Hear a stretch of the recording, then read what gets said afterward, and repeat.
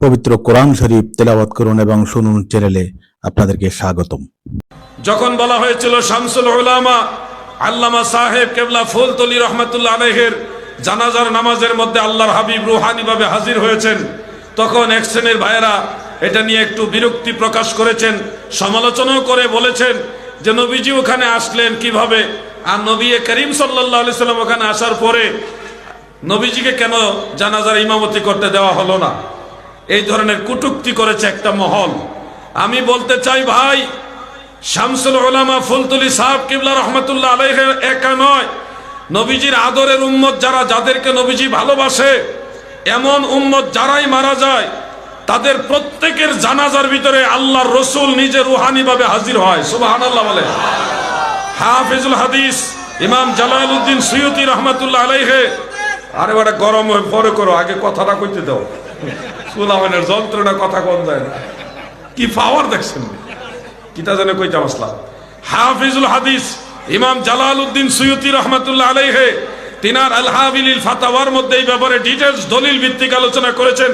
তিনি লিখেছেন, ইন্নান নাবিয়্যা সাল্লাল্লাহু আলাইহি ওয়াসাল্লাম হাইয়ুন বিজাসাদিহি ওয়া রূহিহি ওয়া আন্নাহু ইয়াতাসাররাফু ওয়া ইয়াসিরু হাইসু শাআ ফি আকতারিল আরদ। আমার আল্লাহ তাআলা নবীজি কেমন মহান ইজ্জত দিয়েছেন, ইন্তেকাল শরীফের পরেও রওজা মুবারকের ভিতরে রাহমাতুল লিল আলামিন নবী সশরীরে জিন্দা। সুবহানাল্লাহ বলেন। ওয়ায়াসিরু হাইসু শাআ ফি আকতারিল আরদ। এই দুনিয়ার আনাচে কানাচে যেখানে খুশি ওইখানে আল্লাহর হাবিব রূহানি ভাবে হাজির হয়।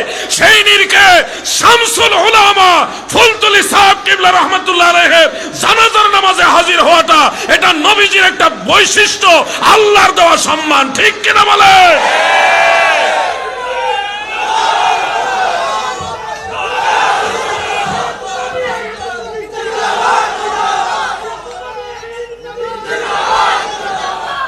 আমার কথাগুলো নোট করতে পারেন, আমি কখনো মন গড়া রেফারেন্স দেই না।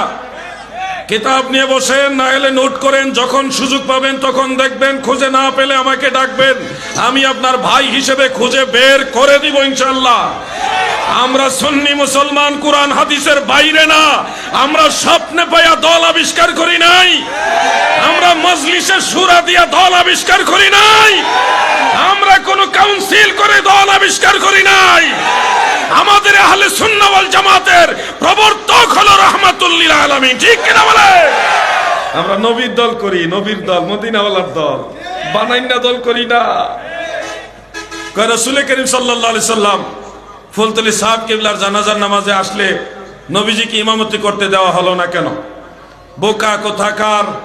সহিহ মুসলিমের হাদিস, জানাজার নামাজ না, সরাসরি হজের জামাতে আল্লাহর হাবিব রুহানি ভাবে হাজির থাকে। তাহলে হজের কোন নামাজের ইমামতিটা আল্লাহ রসুলকে দেওয়া হয়? উত্তর দাও। হজের কোন নামাজের ইমামতি আল্লাহর নবীকে ইমামতি করতে দেওয়া হয়? উত্তর দাও। সেখানে আল্লাহর ওলির জানাজার নামাজে প্রিয় নবীজি রুহানি ভাবে এসেছেন, এটার জন্য আপনি প্রশ্ন তুলছেন নবীজিকে ইমামতি করতে দেওয়া হলো না কেন? সহিহ মুসলিমের হাদিস দ্বারা প্রমাণিত আল্লাহর হাবিব হজের সময় রুহানি ভাবে হাজির থাকে, তাহলে নবীজিকে ইমামতি করতে দেওয়া হয় না কেন? আসল বিষয়টা হাদিসও না, দলিলও না, এরা ওলি আল্লাহ পছন্দ করে না।